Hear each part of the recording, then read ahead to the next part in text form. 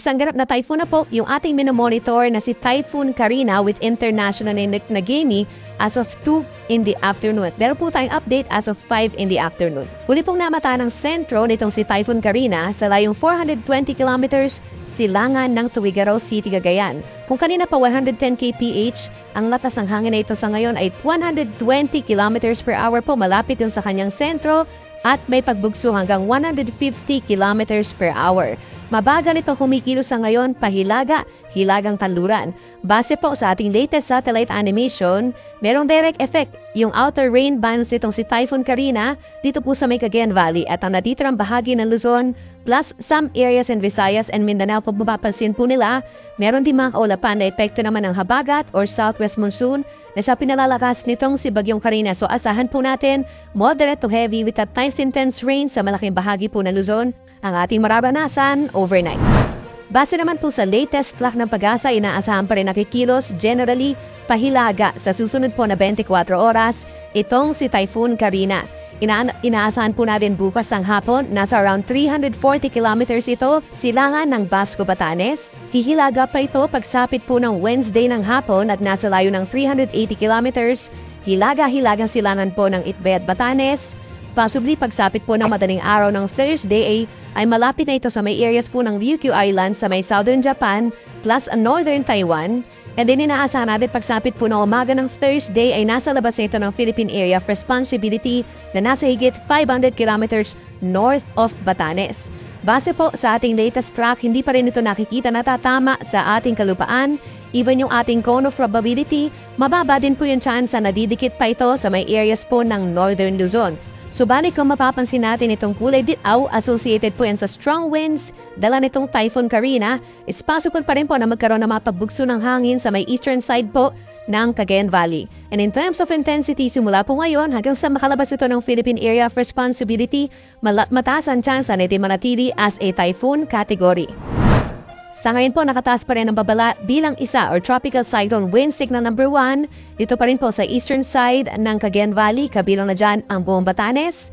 Eastern portion ng mainland Cagayan, kabilang na ang mga bayan ng Santa Ana, Gataran, Bagao, Peña Blanca, Lalo, and Gonzaga.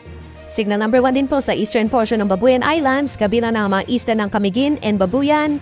At signal number 1 din po sa northeastern portion of Isabela, kabilang na po ang Dibilacan, Palanan, and Macunacon. So ngayon at bukas, possible pa rin po mga gusty conditions or mga pabugso-bugsong hangin sa mga nabanggit na areas, direct effect po nitong si Bagyong Karina. In terms of our rainfall, ngayon pa lamang po hapon, simula po 5 p.m. hanggang 8 p.m., possible po ang malalakas na mga pagulan dito sa mga areas na ito, kabilang na dyan ang Batanes, Babuyan Islands, Northern Ilocos Norte, and Northern Cagayan dahil po sa direktang epekto nitong si Bagyong Karina at dahil naman sa habagat over Zambales, Bataan, Cavite, and Pampanga. Pag po meron tayong heavy rains dyan, mataas ang chance na magkaroon tayo ng mga pagbaha lalo na sa mga low-lying areas.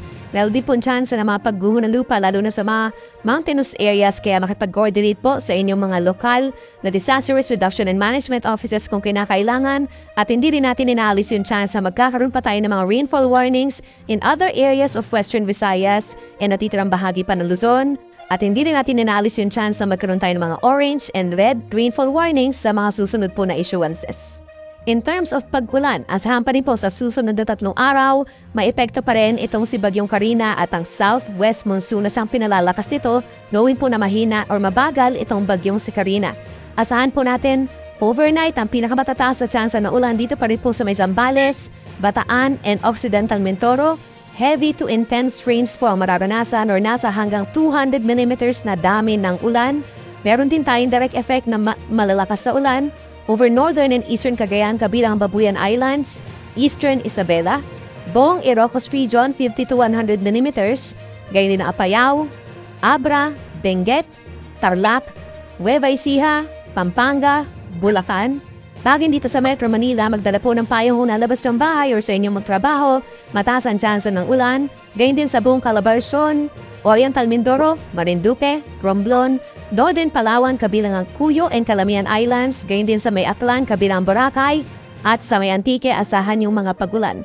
By tomorrow, halos magkakatulad pa rin po na mga lugar ang magkakaroon ng mga pagulan, pero maaring ma-upgrade po yung Batanes hanggang heavy to intense rains po o nasa hanggang 200 mm sa dami ng ulan.